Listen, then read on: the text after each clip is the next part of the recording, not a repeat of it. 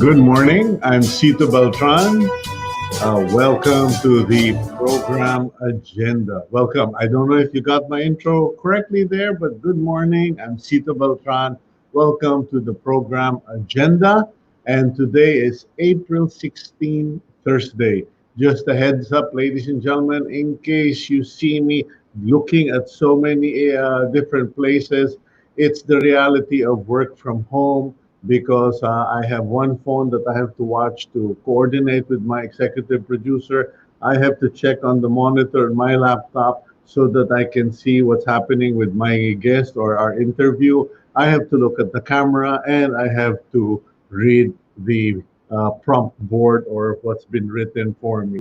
But in any case, it's a new normal, and we hope that you are doing well this morning. We hope that you are healthy, that you are strong, and you are safe at home and not wandering about. So let's get on with the news first. And in the headlines, the curve is flattening. COVID recoveries surpass Philippine deaths. For the first time since the enhanced community quarantine was implemented in Luzon, the number of recoveries has exceeded the death toll.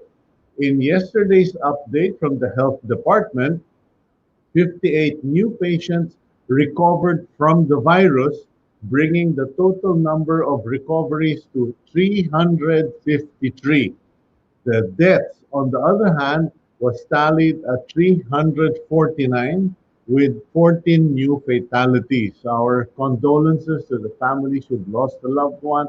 And it's not really something to celebrate because 14 deaths are 14 deaths, but in any case, at least there is light at the end of the tunnel. We now have more recoveries than the number of dead people. The government is eyeing a rolling start of the economy. According to a member of the Interagency Task Force for IATF, the selective and gradual lifting of the enhanced community quarantine may be done after the 30th of April in order to get the economy rolling. Okay, that's from the special advisor, medical advisor of the IATF, Dr. Anthony Lechon, who said that the rolling reopening may be done, may be localized. However, he also pointed out that for this to take place, the task force should see to it that metrics have been met.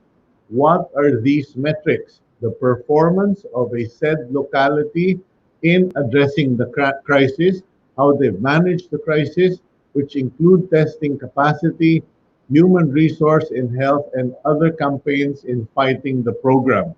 Lea Chon said some areas that are poised for this reopening are Valenzuela City, Pasig City, and the province of Cavite.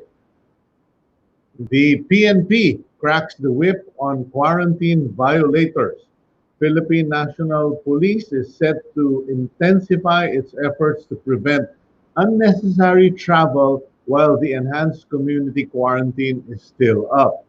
President Duterte has ordered the PNP Highway Patrol Group to check private vehicles and see if the driver and passengers belong to the list of authorized persons to leave their residences. If HPG, if not, the HPG will issue violation tickets against these drivers. Those exempted from the ban include health workers, essential laborers like supermarket staff, media, and bank employees. As of April 13, the PNP has recorded over 108,000 violators of the ECQ. The PhilHealth has announced that they will limit the payout for COVID-19 cases. However, Cagayan de Oro Congressman Rufus Rodriguez appealed to President Duterte and the IATF for PhilHealth to shoulder the full cost of COVID-19 treatment. This after the agency implements a new case rate which would limit the coverage for COVID patients. PhilHealth Executive Vice President for Corporate Affairs, Shirley Domingo, said the new case rates will ensure the sustainability of the subsidy they provide. The new case rates include a different package for various categories of pneumonia, which is usually the complication for COVID-19. Mild cases get over 43,000 coverage, while 143,000 pesos for moderate cases, 333,000 for severe pneumonia, and over 786,000 pesos for the critical cases. Before these rates, PhilHealth was shouldering in full the hospitalization of COVID-19 patients. Next, six Nueva Ecija hospitals will be probed or investigated for rejecting a 65-year-old patient. The National Bureau of Investigation, or NBI, are looking into the possible liabilities of six hospitals in Nueva Ecija, excuse me, following orders of Justice Secretary Menardo Guevara. This after the hospitals allegedly refused to admit a 65-year-old patient identified as Ladislao Kabiling, who had difficulty breathing and sadly died hours later in his own home. Kabiling's daughter said the six hospitals turned him away because they lacked intensive care unit or ICU facilities.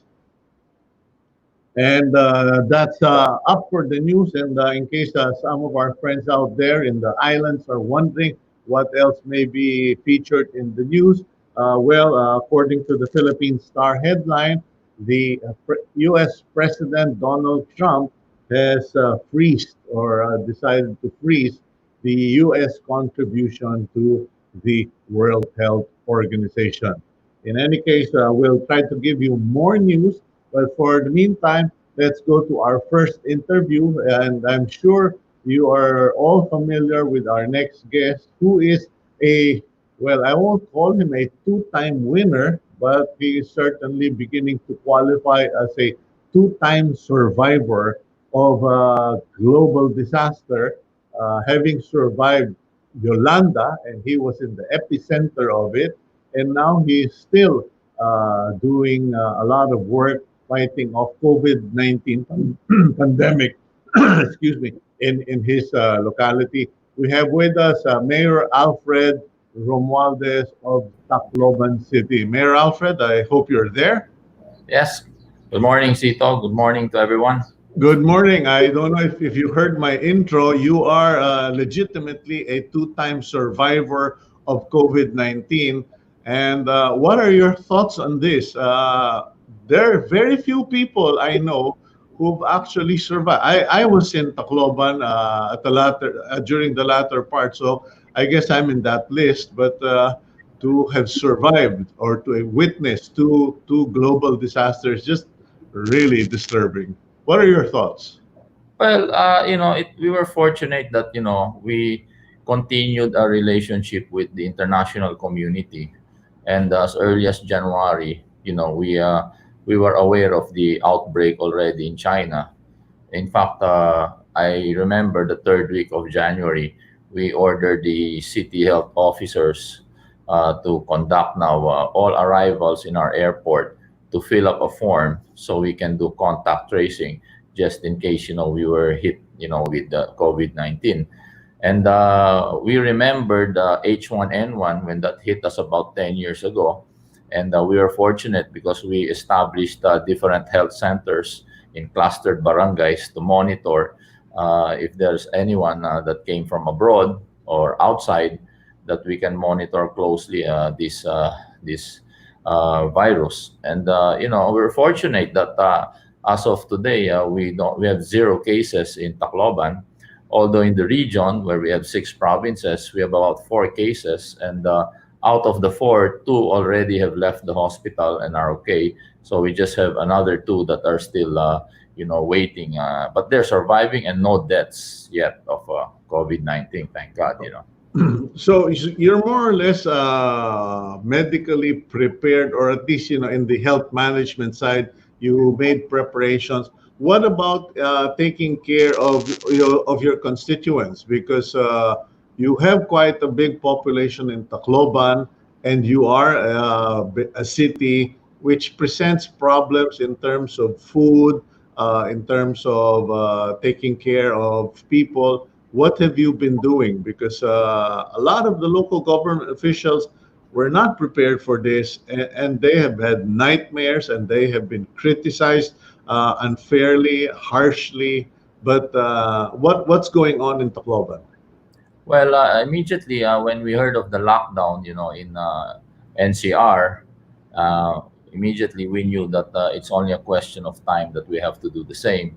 And in Tacloban City, we have three universities here. We have an average of about 100,000 students. And in comes to disasters and things like this, my main goal really in the first couple of days is to decongest the city, because we're just too many people. In fact, recorded here, we're close to 1 million people during the day, but our nighttime population's about 350 or 300,000. So immediately, when I did that, I gave them time, a couple of days, wherein they could leave the city and go back to their respective provinces. And then from then, we did now an assessment with CSWD and our city disaster in determining now how much and how many people do we have to serve in terms of relief goods. But at the same time, we learn from a disaster that everything you do must have multiple effects, and you cannot do something and go back and redo, or because you cannot afford to make too many mistakes. So what we realized here was what happened before during the Yanda. They flooded our city with rice. Like they were giving one sack of rice per family. It just flooded the city with rice, and it killed the local economy. So what we did now was to determine the amount of members of the family and how much rice, but we focused on locally produced rice so we can help our farmers. And we did that. And some areas that don't have a proper refrigerator to preserve the food, we started delivering a live chicken. And in areas also, we started delivering fish, fresh food, because what happened during Yolanda, 3 months later, our city hospital was filled with people with gout and all sorts of uh, problems, because too much canned goods, for if this is prolonged for more than 30 days, it's not advisable. So it was also given them awareness that we have to strengthen our immune system, and we started going back. And I personally had to talk to my father, and how did they survive during World War II, how what made them, all our parents now, survive up to the age of 90 plus, so we have to go back and learn from them and go back to basics. So basically itong ginawa namin. And then when I locked down, I also learned from other countries that it's a must. In fact, from you, we were talking at that time, and you mentioned that yes, it is important to make it mandatory that everybody wear a mask. And it's also mandatory itong sinasabi nila na uh, social distancing. Yeah. So immediately we enforced that, and we enforced that very strongly. And it worked. In fact, nakita namin like now that so far, the latest test we had about 20 suspects, and we sent the swabs to Cebu, and it came back all negative. So we're happy with that. And but it's not easy. It's also difficult. In fact, isa sa mga naging problema namin, what shook us was last week they released the 4 piece, and they released about 15,000 recipients. So when you release 15,000, it flooded the streets with all these people, receiving their 4 piece.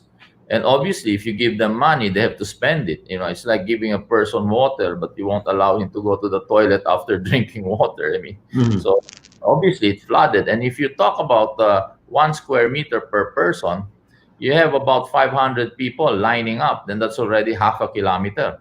So Mhm. we did the math, and we focused. That's why we immediately dispatched mobile food to go all over the city, so people could buy from these trucks that were going around, just to prevent them from going out. And if you see, and in fact, ang kinakabahan namin ngayon, although makakabuti sa tao yung magbibigay ng amelioration, pero ang target nila is like 51,000 families. So you have 51,000 representatives, and if you put them in 1 square meter, that's 51,000 square meters. And if you look at it, that's more than 5 hectares of people. So it's really difficult, to contain. Mhm. And also, being a highly urbanized city, when we're the center of the region, that's another big problem we have, because when you compute the IRA that they gave support, national government gave support, but there's some cities that have half of our population, and they get more of the IRA because it's based on their land area, mas malaki. Dito Mhm. marami kaming mini-maintain. We have central bank here, a majority of the banks, because it's this finance center.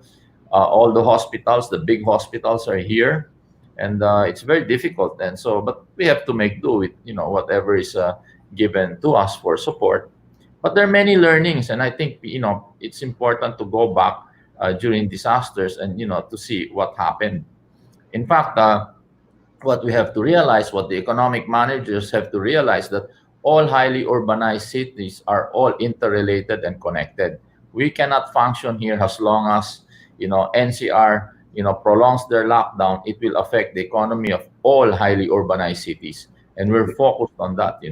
Yeah, I remember at one point you were quoted as saying that you were trapped between two different, or you were in the middle of many other island municipalities or cities, and if one did a lockdown, like let's say when Cebu did their lockdown, you got hit. When Southern Leyte implemented their lockdown or their roadblocks, you got hit. And finally, you were forced to tell the shippers use the ports in Tacloban, or you open the port. I'm not clear whether you have a port in Tacloban, but it made me realize that all municipal island municipalities should start having their own ports, and not have to rely on the land connection.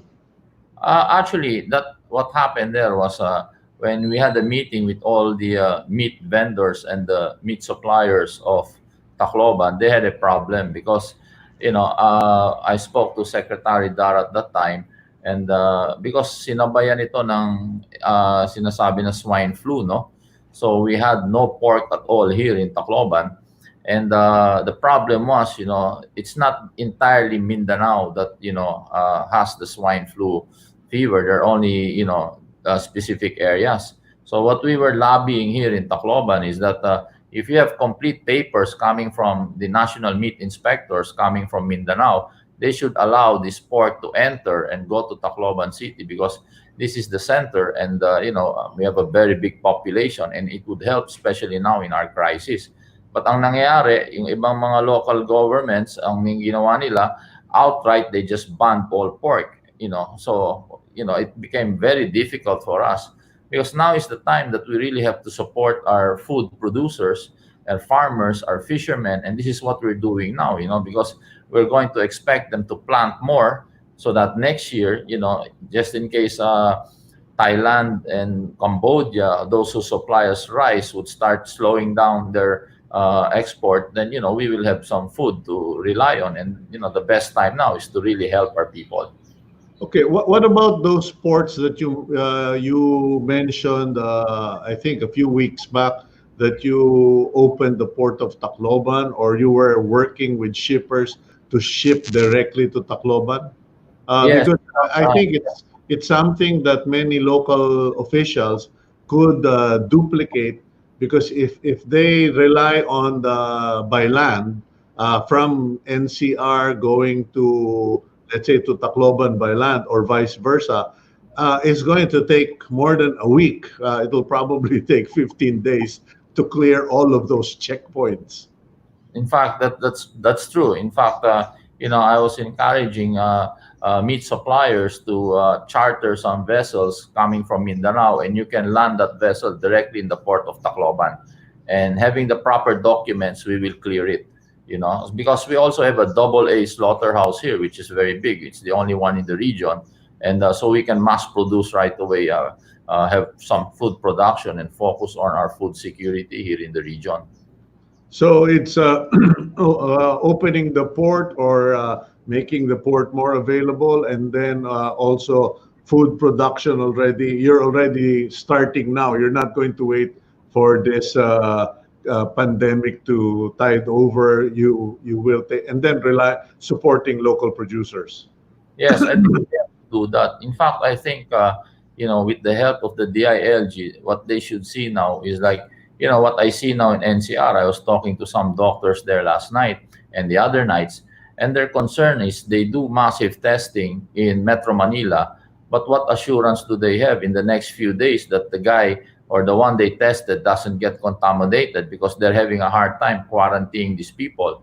So my suggestion would be put this testing, rapid test in airports and in ports, and the government should have a program, Balik Probinsya program, that for those who realize now. I mean, obviously, Sito, you can see 2 weeks from now, if you decide to open Manila, will restaurants have in dining? I don't think so. I mean, with the situation they're having now, so you have a lot of people that don't have jobs and are just sitting there, and they have provinces to go home to. And I think the rapid test should be done in ports, and we start maybe a few domestic flights in flying people out, because when that happened, when our disaster hit us in Yolanda, my battle cry was for all women and children to leave the city, and the men leave, and the men remain, so we can rehab our city as soon as possible. I think it's a double whammy what's happening in NCR. You've got the center of your economy is basically based in Metro Manila, and at the same time you have a very high population there. It's really very difficult for them to recover, and we in the regions outside should help NCR decongest NCR in order that we can save the economy, because most of all highly urbanized cities are connected to Metro Manila. That's really the reality there. And we cannot, even in Tacloban, if we have zero here, I can say that we can open our city tomorrow.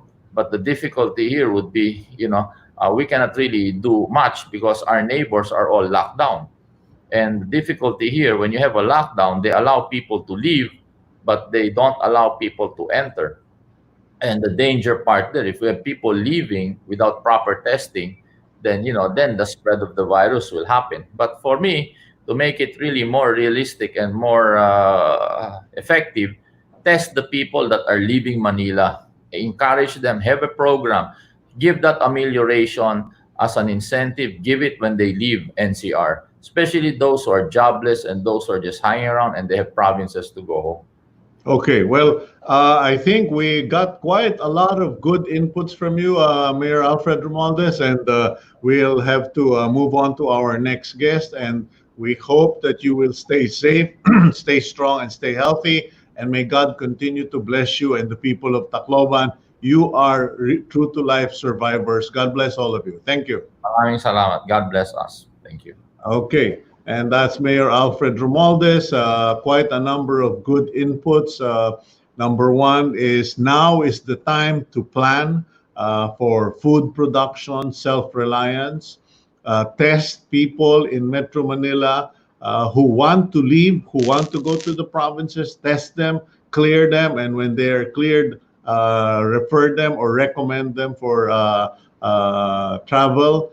And then also opening ports or building up ports, streamlining ports so that we are not totally dependent on our roads or delivering by land. Okay, we have online now the spokesperson and basically the face of the interagency task force on emerging infectious diseases. We have with us Secretary to the Cabinet, Karlo Nograles. Magandang umaga po, sir. Hi, magandang umaga sa iyo, Sito, at magandang umaga sa lahat ng nakikinig at nanonood ngayon. Good morning. Bago tayo mag-umpisa, pinapaabot ko lang sa iyo, and ito po ay hindi biro, taus-puso itong pinakiusap sa akin. Ipaabot sa iyo that you are doing such a great job. A lot of people are really impressed with your dedication and your professionalism and your ability to stay cool kahit na may mga nangungulit na at nang-iintriga na.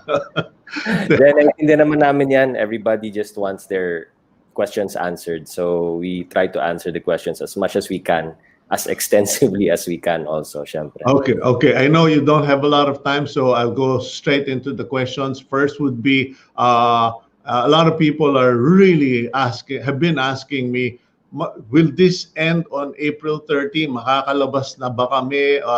Makakaikot na ba kami April 30? What's the situation, Secretary? Well, right now, kailan ba to?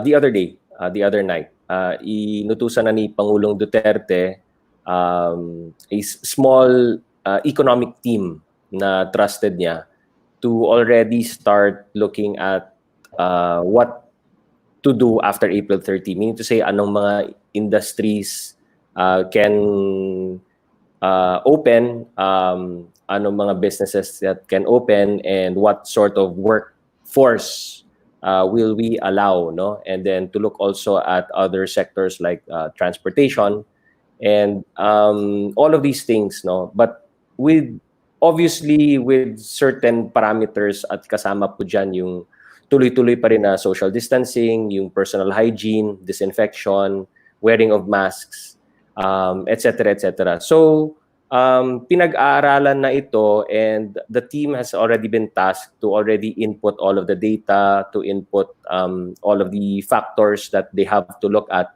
And kahapon, nagkaroon kami ng IATF meeting, and the promise was by Monday, this coming Monday, no? They'll have something to present already to the IATF. But it's not guaranteed na sa IATF will already come up with a decision by Monday. Kasi syempre, pag-uusapan pa namin extensively yan, and then we will make the recommendations to the President. So that's in preparation for what will happen after April 30. Okay, before we get to April 30, maraming mga hindi makapaghintay. There's so many individuals, people who have been going to public markets, driving across EDSA, even people test driving their motorcycles, etc. And nasa headline na nga ng Philippine Star na nagkakahulihan na. Has this been brought to the attention of the President, and are we going to see even stricter implementation? Yeah, actually si Pangulo napansin niya na rin yan eh. And that's the reason why inutusan niya ang DILG, ang ating mga kapulisan na higpitan na, because I think people started becoming more lax and lenient, at maraming sa Pilipino pa, maraming mga sumasaway na. So, mga pasaway. Kaya kahapon, hinigpitan na. The Philippine National Police already brought in the HPG, at marami na rin na tiketan, marami na rin nahuli, na lumalabag na nga. So, naging mas mahigpit na po dun sa mga highways, no, as far as highways are concerned. Pagdating naman sa public markets, hinigpitan na rin po nila because naglagay na ang PNP at nag-join forces na po ang AFP at PNP dito, no? Nagkaroon ng AFP-PNP joint task groups already that became stricter pagdating sa markets. And then obviously we'll need the help of we got the help of the LGUs here. So basically they did a one entry, one exit sort of procedure sa mga public markets natin. And then we're asking the LGUs na to police their own ranks. Na dapat kahit na maglagay kami ng one entry, one exit, pipila pa rin ang tao, magkakaroon pa rin ng pila if you don't put a system in place. And the system in place that we're asking the LGUs to do is siguro put a system na kung saan magkaroon ng rotation na hindi naman per barangay siguro or per sector ng kanilang locality ang magkaroon ng rotation kung kailan sila pwedeng pumunta ng palengke. And then some of the public markets like in Quezon City, tinanggal na rin nila yung retail. So naging wholesale market na lang po yan. So these mechanisms, as we see the need to enforce stricter procedures, combined naman yan, IATF and the LGUs and the DILG are looking for all of these stricter parameters and protocols pagdating sa mga public places. Okay, I don't know if you caught our interview with Mayor Alfred Romualdez of Tacloban, where he was making what seemed to be a very valid suggestion that we test individuals. Siguro umpisahan natin with people who were stranded in Manila when the ECQ was implemented, test them, rapid testing, and then allow them to exit Metro Manila, particularly yung mga laborers, yung mga empleyado na nakatira sa probinsya pero nagtatrabaho sa Metro Manila. Because what's happening is if we can decongest Metro Manila, it lessens the burden of LGUs and the national government. Would the IATF consider that constructive, the very sensible suggestion, test and send home to balik probinsya, he was calling it? Yeah, actually, nagkaroon din kami ng extensive discussion ng rapid test kits kahapon during the IATF meeting. So, magkakaroon ng mga panibagong guidelines ngayon ang Department of Health with regard to the use of those rapid test kits. At siguro narinig niyo na rin naman kahapon or the other day na inutos na ni Pangulo that government will now purchase those rapid test kits. Yes. And place it in our health protocols already. Yes. So dun sa discussions, one of the advantages ng rapid test kits that we see is actually ang rapid test kit will be a very good measure to find out sino na yung nagkaroon ng immunity sa virus, no? So the IgG of the rapid test kits actually is able to test if a person has actually not only been has been cured of the virus, no? And that gives us a mechanism to give clearance to persons na may antibody ka na, so you're sort of recovered already from the COVID-19 and you're clear to go. So we can insert that in the protocols in terms of yung clearing patients, no? So in that manner, dun sa suggestion ni Mayor Alfred, then we can also consider that, no? The DOH can also consider that when, I guess you're talking the context of after April 30, no?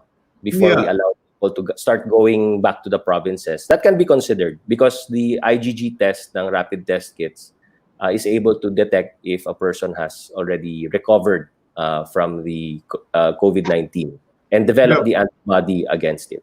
Yeah, because apparently Mayor Romualdez had been in conversation with numerous doctors, and the general concern was, yes, we will do rapid testing or the normal testing, and we will clear people, but then we are still sending them back to the herd, and where they can get eventually contaminated. So our suggestion is, those who want to get out of Metro Manila, you go to a particular process, have yourself tested, board the boat or board the plane, and get out of Metro Manila. Much like way they did in Tacloban. But in any case, actually, pwede yan, ano. I'm also thinking out loud here. I'm not speaking in behalf of the IATF, but siguro we could do a combination, no? After sabihin natin pag gusto bumalik ng probinsya, no? And again, I'm speaking of course, that's a personal opinion, no? Yeah, if of course, it can be inserted in the protocol, then maybe pwede ka magpa-test, no, rapid test. If you're clear to go, then you can go back to the province. Pagdating sa probinsya, pwede ka mag 14-day quarantine doon just to be super safe, no? So something like that, something in that direction can be considered by the IATF. Do you mind if I ask you to please raise all of your fingers? Kasi balita ko, sabi ni Teddy Locsin, lahat daw ng daliri mo butas na eh. Hindi naman. Twice lang nangyari. Just Okay. exaggerated. So whenever we go, there's a rapid test kit. So we test. So twice lang. So, 2 daliri lang, hindi naman 10.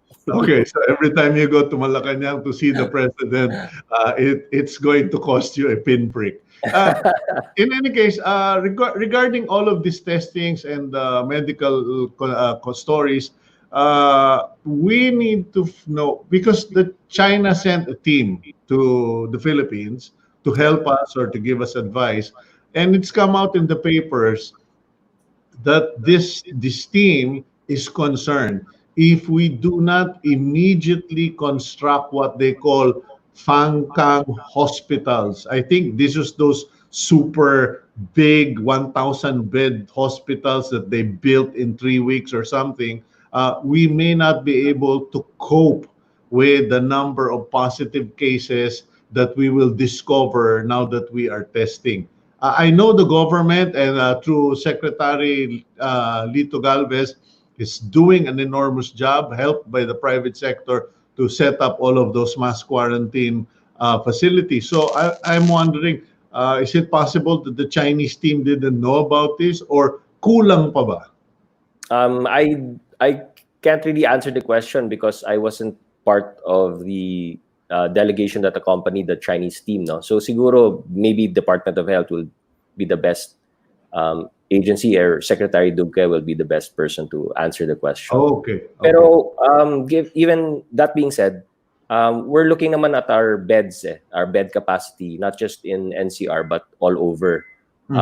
And so far, we have sufficient bed capacity naman. And then we also look at the manpower, di ba? And that's the reason why nagkaroon nga ng temporary ban, no? But that's already been clarified, right?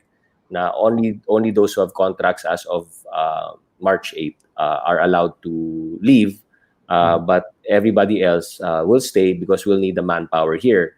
And that's the reason why we had to do that, make that decision para to strengthen our manpower capacity here as far as the health care workers are concerned.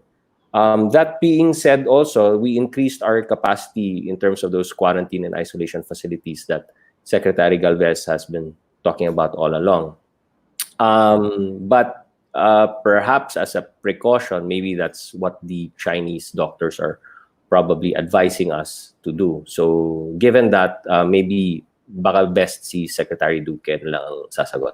Okay, what about the new case rates that PhilHealth rolled out? Because I understand where they're coming from. Last week, there was a photo on Facebook showing that the cost of treatment for a COVID-19 patient in a private hospital exceeded 1 million. And I suppose the PhilHealth immediately decided, this nonsense is not going to happen. So binago nila yung kanilang mga case rates. What is the position of the IATF and the president? Because Congressman Rufus Rodriguez is asking the president to direct PhilHealth to fully cover COVID patients. Well, siguro ang sasabihin ko na lang, this is currently being studied and reviewed. It's a constant process of studying and reviewing, ng PhilHealth. But syempre, they also have to look at the survival din of the PhilHealth as an institution in terms of their fund is concerned, so that's being constantly reviewed and considered and reconsidered by PhilHealth. If there are any announcements or if there are any new developments with that regard, I think PhilHealth will make the announcement. Okay, what about yung mga punerarya? Because this is a real concern now. It's becoming an emotional issue and a community issue. People are getting the impression na parang hindi natin ginagalaw or pinapakialaman itong mga funeral parlors na ito.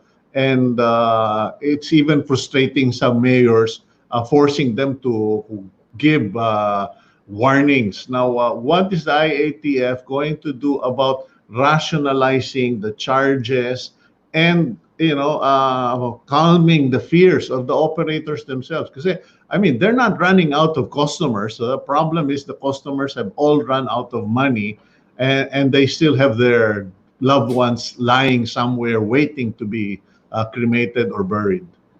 Well, as far as expenses are concerned, no, DSWD is able naman to give a burial assistance, but syempre it's limited lang to 25,000 pesos. Mhm. That's as far as DSWD is concerned, no. And then we already issued resolutions from the IATF directing mga LGUs to somehow impose a price freeze or a price cap on the funeral parlors or establishments that are operating within their respective LGUs, because we don't want sudden increases din sa mga presyo ng services ng mga funeral establishments, no. Then there's also that constant monitoring and coordination between LGUs and the funeral establishments and the DILG with the funeral establishments as well. So it's actually the IATF actually delegated the bulk of the work to the DILG, and it's the DILG now speaking to the LGUs or coordinating with the LGUs, kasi sila yung may jurisdiction over those funeral establishments. That being said, the president already gave the directive na dapat yung kung kailangan ng dapat kung if we need to stick to the 12-hour rule, no, dun sa cremation. So the DILG has been tasked na dapat wala nang delays pagdating sa ganyan, kasi sometimes nagkakaroon ng delays kasi kailangan pa ng paperwork, kailangan pa ng mga certificates and all of these things, and then naghihintayin kasi sino magbabayad nito, sino magbabayad niyan, and all of that, no. Whereas we have to stick to the 12-hour rule. So parang ang message namin is that just stick to the 12-hour rule. Everything else naman can be fixed, and we can look for solutions to those problems later on. But because it is a health issue and a health concern, then the 12-hour rule is non-negotiable. So the body or the remains must be cremated, disposed, or buried within 12 hours of death. Pag COVID-19 kasi kailangan yung cremation. But yes, pag Muslim kasi our Muslim brothers kasi they have a different ritual. So yes, hindi pwede cremation. So yes, yung burial within 12 hours. Yeah, well, that's good to know, Secretary Nograles, because I heard of a particular case where the widow had to go back and forth from Baisa in Novaliches to East Avenue 3 times para lang mapirmahan yung paperwork. And I think if it simply becomes mandatory, we just get it over and done with documents to follow. Well, That's right. Thank you very much, Secretary. I won't take any more of your time. Please know that there are so many Filipinos who appreciate your work and the work of the IATF, and we pray to God that you continue to remain healthy, stay strong, be safe, and we love you. Sasabihin ko na, we love you kasi talagang pag ganitong sitwasyon, pag hindi tayo nagmahalan, lahat tayo magluluksa. Thank you very much, sir. So, yan. Thank you very much, Tito, and everybody in media. Congratulations, and thank you so much for all the hard work that you're doing. We really need your help, no, in telling the people what the real score is and giving out the real news and to combat fake news. Because as I was attending the ASEAN summit yesterday, even these other nations have their own personal battles against fake news, even within their own territories. So it's it's even a challenge in their countries as well. So thank you to the legitimate media for giving out and the real news to the people, that the news that matter most. So maraming salamat, and we love you too. Okay, maraming salamat, Secretary Karlo Nograles. Okay, next up we have another cabinet member. This time, let's invite in Secretary William Dar and let's find out what is going on in his side of the neighborhood. Secretary William Dar, are you there? Good morning po. Okay, there you go. Good morning, sir. Good morning. I asked my team to find you immediately because I heard that you have been calling on big corporations, businessmen, etc., to start the ball rolling in terms of food production, food security, and distribution. Would you be kind enough to share that call to our viewers, sir? Yeah, tama yung Sito kasi this is a new environment, a new normal they call it. And to ensure household food security, we need to really tap all vacant spaces in metro areas all over the country. And we have started in Metro Manila and calling on all the big business, the members of the seed industry, even the professional organizations, including that of the local government units, to really invest now for ensuring food security at the household level. While we also say that there is enough food supplies from the production areas like Baguio, dito po sa Nueva Vizcaya, dito sa Sariaya, Quezon, and other areas, ay iba itong COVID because you are locked down like what we are having now. This is the time to also use your energy to at least plant your vegetables in your gardens, in your backyard. Even vertical gardening is necessary dun sa mga fences ninyo, not dito sa Metro Manila. And the reception is tremendous. So we really are there to partner with everyone. And we hope that this is a national movement that will take its course. Well, I have to bring to your attention and to compliment you, Mr. Secretary, because in fairness to the Department of Agriculture, the supply of vegetables and rice has been sustained, has been consistent in the different barangays that I have passed by. Because I have an official pass, by the way, para maliwanag lang, I have a PCOO pass. And practically every sari-sari store na I check had vegetables. So clearly the supply is out there. The rice is replaced on a regular basis. But I suppose the need for food security now is in terms of the future when jobs are affected, when incomes are affected, mabuti na yung may natatanim dun sa bakura natin. Is that the case, Secretary? That's one major objective, and we have to contend as well, Sito, yung iba global trading is somehow impeded. There are those countries that are also trying to ensure food security for the respective people. So this is a call for everyone to really elevate food production in this country. And that's why we have asked government to add budget for expanding our coverage in terms of interventions in the countryside. And that I'm happy to mention, Sito, on top of the regular programs that we have refocused, nagdagdag pa ang gobyerno para dun sa expansion of rice production areas. 8.5 million have been added, and we are now preparing the ground, so to speak, for early planting of rice so that you can avoid the typhoons that are coming late August and September.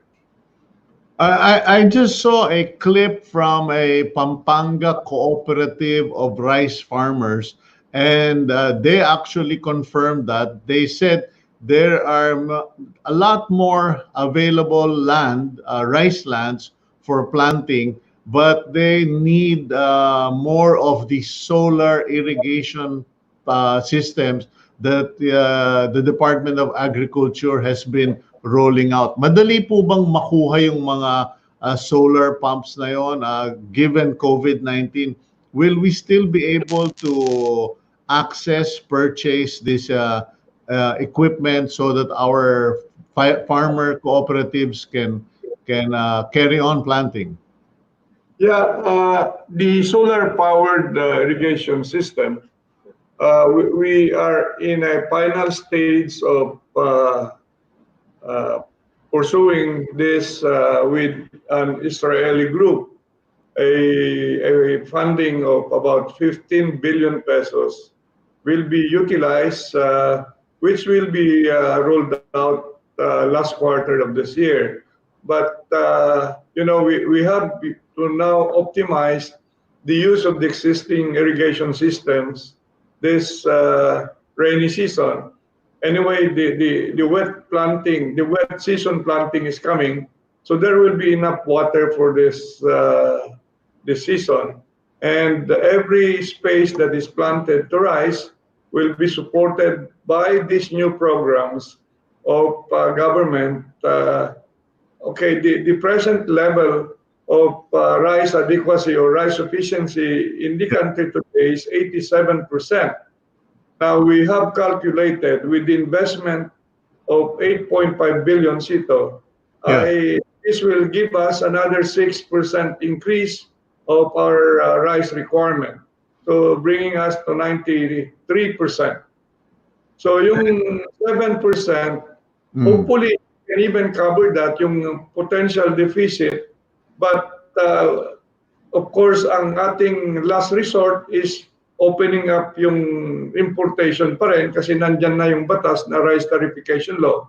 So these are all the strategies that we are putting in place para we will not repeat the 2018 experience.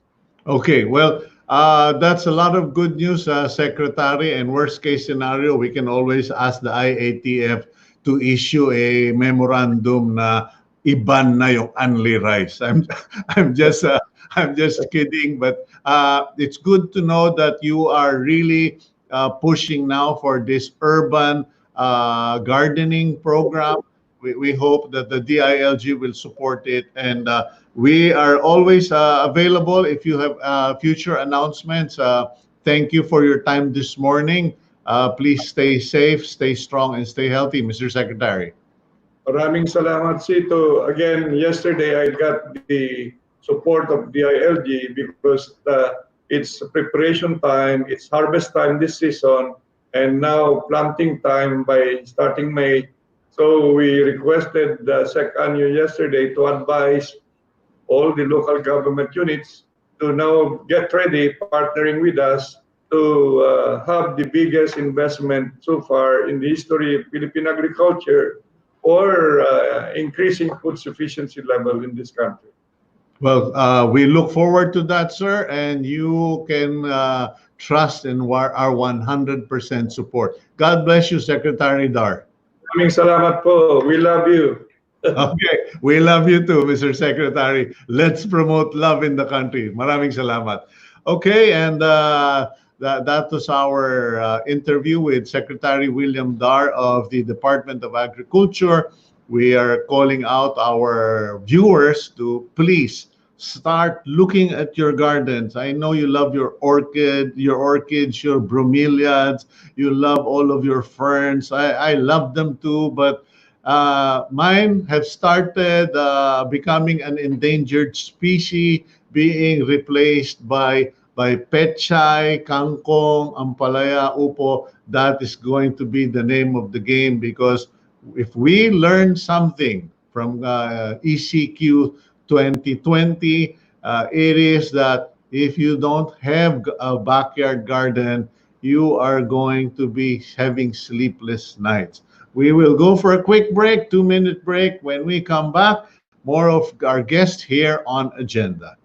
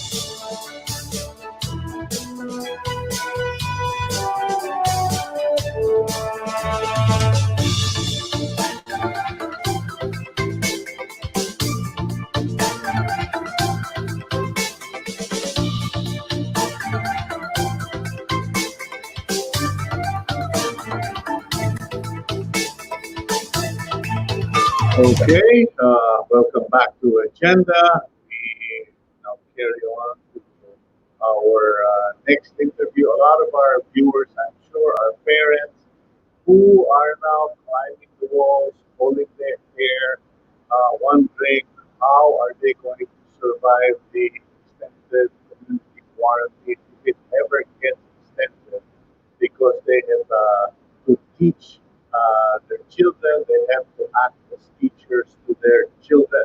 Now, we've asked a friend, someone who is in the know as far as homeschooling is concerned, especially now that the government or at least DepEd and other academic institutions are debating, studying, considering how to go about education in the new normal.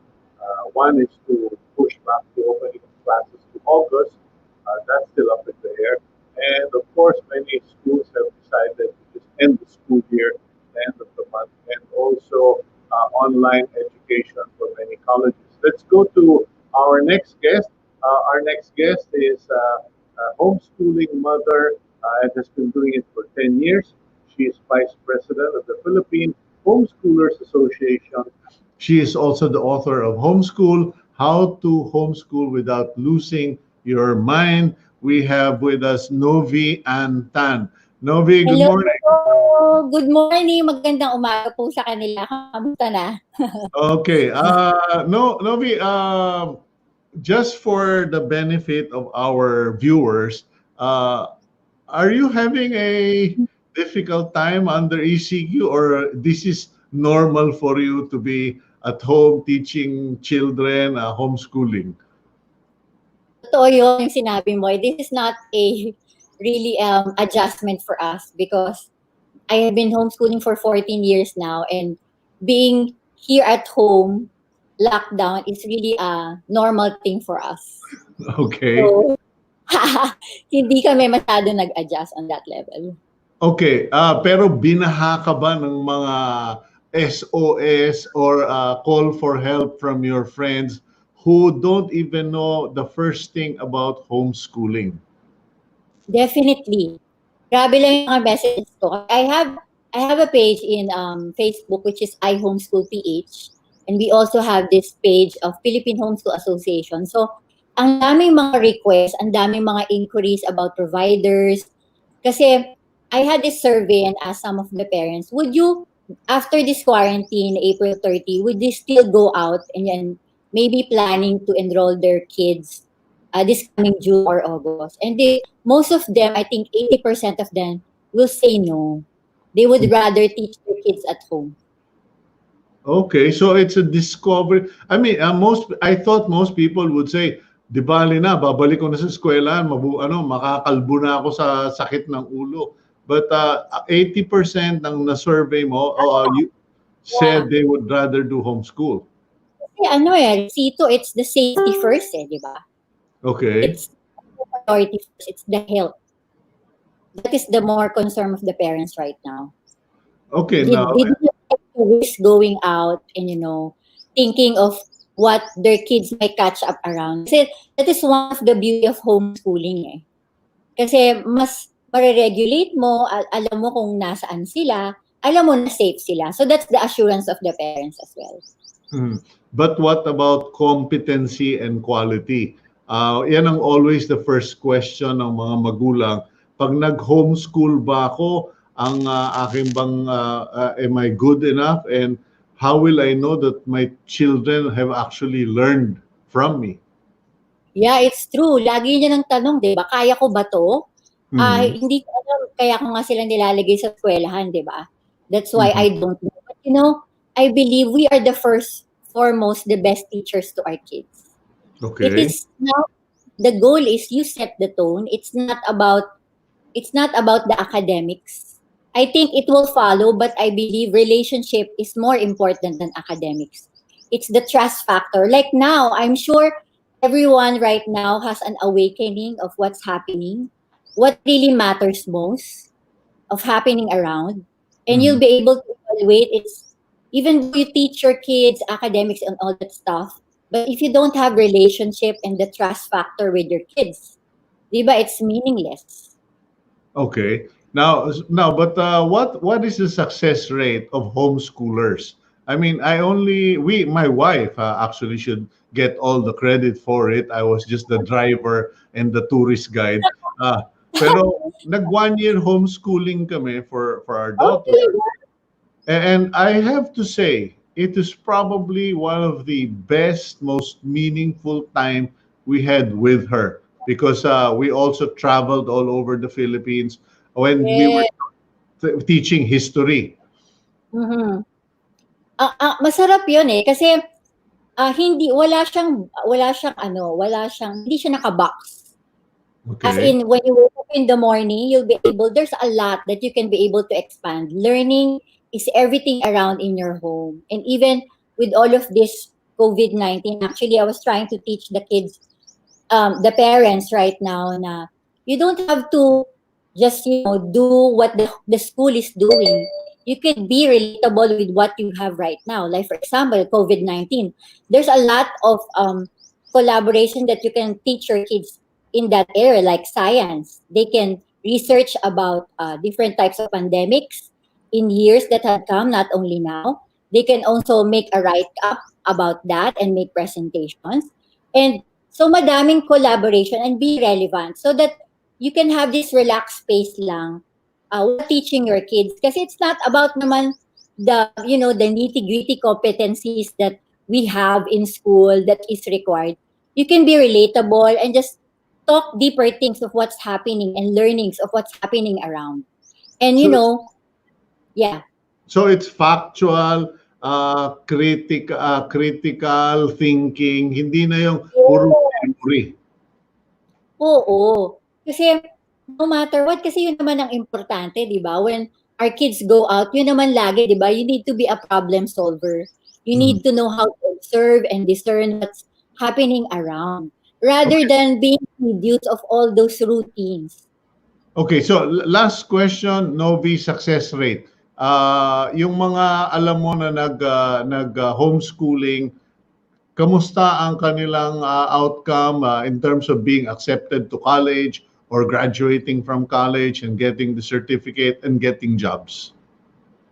Sobrang dami. Like ako, I'm just gonna tell my story, because when my uh, homeschooling for 14 years, I have two kids now who are on conventional school here near us in Antipolo kasi I live in Antipolo. And they're thriving on their own right now and they were able to adjust with people in terms of, kasi the question will always ask, di ba, paano yung social? Kasi syempre, lagi ka nasa loob ng bahay, di ba? Well, the good thing is when we have this routine that we're doing at home, there are like 10 families who comes to my house once a week. So my kids are getting to know to zero age hanggang sa mga 14 years old, 15 years old, iba't ibang klaseng tao ang nami-meet nila. So na-exercise yung kanilang social encounter, not only with one age group, but with a lot of age groups. So when they went to the conventional school, it's not hard for them to adjust on that level. So Okay. different age, different types of people, they could be able to communicate with confidence. Okay, thank you very much, Novi, because at least we just want to reassure the parents out there not to be afraid of homeschooling, to try it out, to go through the experience. You're doing a very great service to the people, and ngayong social distancing na liamado pa kayo. Okay, Yes. Thank you so much, Tito. Thank you. Thank you so okay. much for Stay strong, stay healthy, and stay safe. God bless you. it. God bless. Okay, now let's go to our next guest, and he was supposed to be interviewed yesterday, but we just had some technical problems. We have with us Khim Perculeza, a COVID survivor. Let's find out from Khim how he's doing. Khim, good morning to you. Hi po, good morning po. As of now naman po, I'm really well. Okay, Okay po. kailan ka ba nagkasakit and saan ka nagkasakit? As far as I could tell po, wala po talaga eh. Wala pong idea kung saan ko po nakuha. Okay. Or typical day lang po kasi siya. So parang mid-March po yun. Parang ganun po. And yung typical day po, lalabas ka po para kumain. Tapos babiyahe ka po. Parang ganun po. And yun. Tapos the next day po, lumabas na po yung symptoms. So, you can't remember a particular person na, yun yung umubo sa akin, bahingan ako, no defining moment. You just went out to do a gimmick or to eat out and next day may sakit ka na. Opo, wala. Hindi mo po talaga masasabi kasi you can't point fingers at people din naman po kasi hindi nyo naman po nakikita kung sino po yung carrier, sino po yung may sakit. And yun po. Kaya I have no idea po talaga. How long did your suffering take? Kasi yung iba sinasabi 3 days lang okay na, yung iba 10 days na nakahiga pa rin. What was your experience? Nagsimula po yung day ko na I started to feel like I'm having a fever. Tapos po ayun, as the day progressed po, lumala po yung lagnat para pong trangkaso siya. So, para pong dahil po magla-lockdown na po, tapos parang na-paranoid na rin po ako, I went straight to the hospital na po at that point. And then, are you living alone? Are you living alone or with your family? No po. Since college po, tapos nung nag-work po ako, my family, my parents po, tapos yung ate ko po, they live abroad po sa Qatar. Okay. Okay. So ako lang po nandito sa Pinas. So medyo in a way blessing na rin 'yon. Gaano katagal bago ka naka-recover? It took 2 weeks po, 2 weeks, 3 weeks max po, parang ganun. Pero yung nawala po yung lagnat ko after 2 or 3 days po. Tapos may konting ubo, may ganun po. Pero still po, we can never be too sure po talaga. Okay. I guess after that experience, last 2 questions ko, nabutas babulsa mo. Hindi naman po kasi po parang sinusuportahan po ko ng relatives and yung government po and mga city health officials po, mga ganun po, they provided support din po sa akin. So I couldn't complain po with anything. Okay, I see this photo of you on the screen. I gather you're a musician, you're a performer. Pasensya ka na dahil ako alam mo na, Jurassic na ako, hindi na ako masyadong touch. Okay. But is it possible that you got it in one of your gigs? Hindi ko po kasi masasabi din po kasi nung mga time din naman po yun, I was playing in a bunch of gigs po, pero I'm not a person who interacts with lots of people, lalo po sa mga strangers kasi po I'm not saying that I'm an introvert, pero whenever I'm not close to someone, hindi ko po masyadong nakakaano. So parang mostly kaibigan ko lang po talaga yung nakakahalubilo ko po. Okay. Well, do you have any message for our viewers? Lalo na sa ngayon, ang daming pasaway, ang dami pa rin makulit who insist on going out. Do you have any message for them, Khim?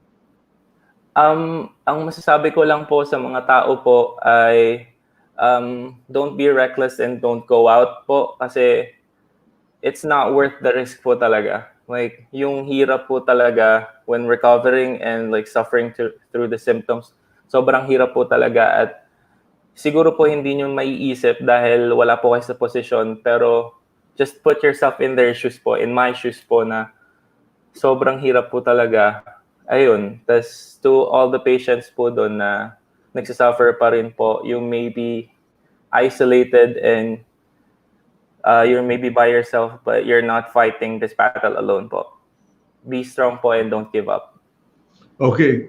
I'm sure those patients might get the chance to be watching us because I understand, sorry, Khim, Signal TV has installed monitors for our programs in different hospitals para naman makatulong na ma-inform at ma-entertain yung mga pasyente. I'd like to thank you, Kim, because not a lot of people are willing to go out and tell people that they have been victims of COVID-19 and they are survivors. Ikaw ba yun, nakapagbigay na ng blood plasma sa PGH?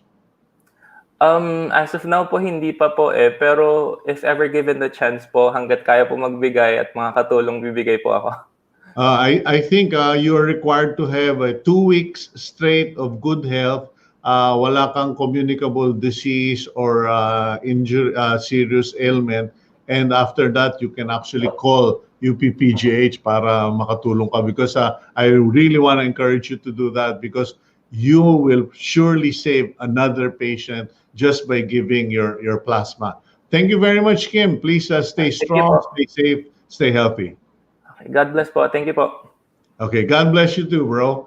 And that's our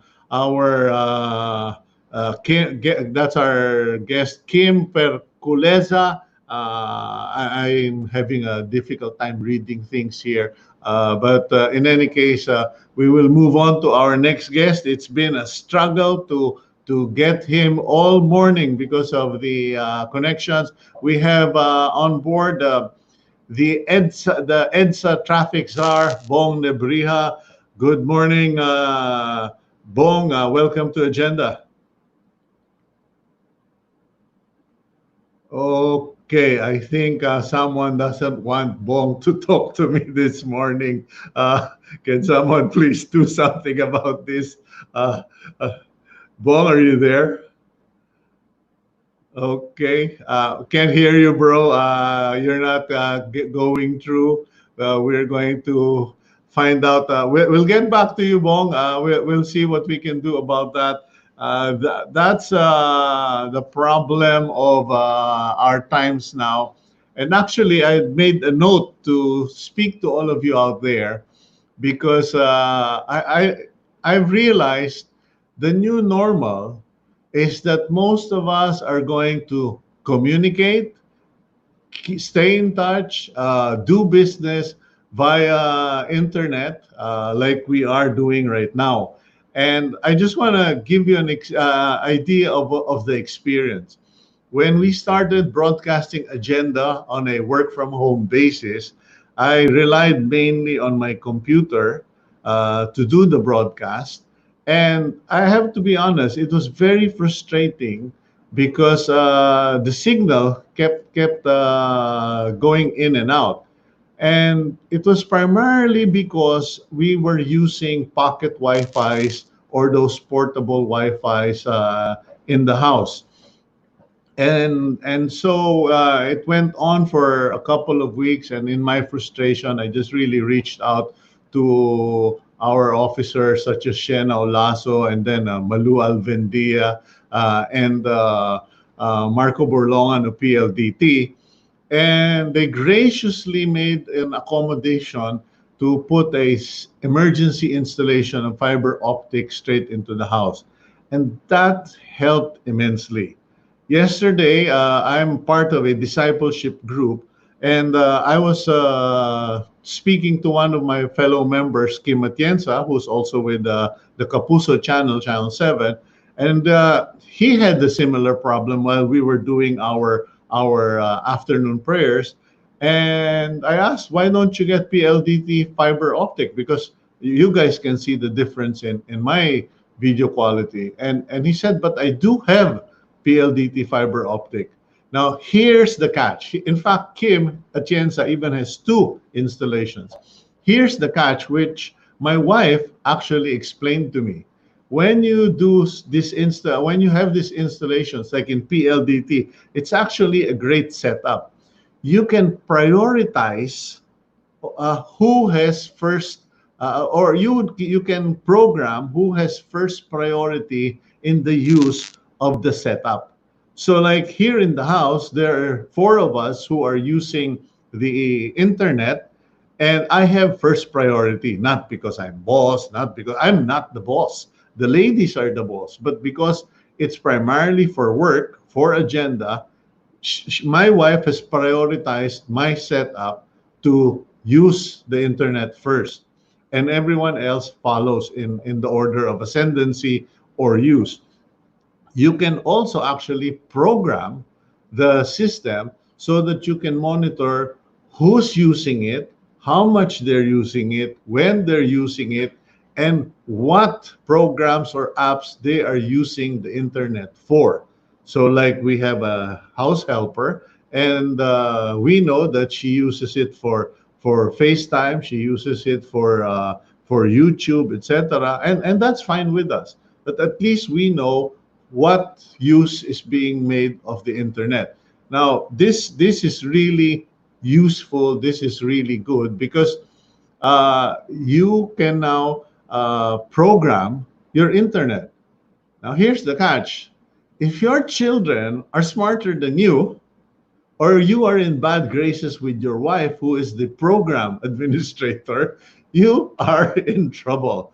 And that's what I was telling Kim Atienza. I said, chances are, Kim, that your children have programmed the fiber optic, the PLDT fiber optic internet, so that they get priority. And as it turns out, the children and the wife are using the two fiber connections for Netflix. So that is going to suck up so much of the internet, and you're going to suffer. So going back to this experience, the computer setup and the PLDT fiber optic connection improved the everything. Now, of course, you want to be better. You want quality, more quality, and it took us a lot of prayers. Trust me, we really prayed because we tried using my cell phone. I have an iPhone 11, but I needed a speaker and an earphone to go with it. And I found out that when you do this, you need an audio interface so you can use both the earpiece and the microphone on your iPhone. Now, where am I going to get an audio interface under ECQ? That's basically a hope and a prayer and a miracle to boot. So we went back to the computer. Maybe we can get a webcam, and we found a webcam. We got a webcam which is now connected. I just hope that you can see better quality, and that's all great. That's all working for now. But here's the thing: when you go into this sort of things, you will discover that if you buy any equipment today or this month, chances are they're the latest model. Okay, you will discover that they will require for your laptop or your computer to be a very new model, or at least with an iOS program that is of the latest version. Because we got an earpiece just yesterday that I can't work together with my phone. And then I was going to get an earpiece from my friend Willie Sung, who's the distributor of Bose in the Philippines. And I realized that we are going to have to send someone to Green Hills to get the headphone from the store. It just does not sit well with me. I will not risk anyone's life to go to the epicenter of the San Juan COVID infections just for an earpiece. So we also figured out that to use that earpiece, I would have had to buy a new computer. So again, where am I going to buy a new computer? And that's going to cost a lot of money, somewhere in the neighborhood of about 80 to 110,000 pesos. So all of this just basically tells you that the new normal is going to require that you first study and understand the technology and how those different parts or equipment relate or interrelate.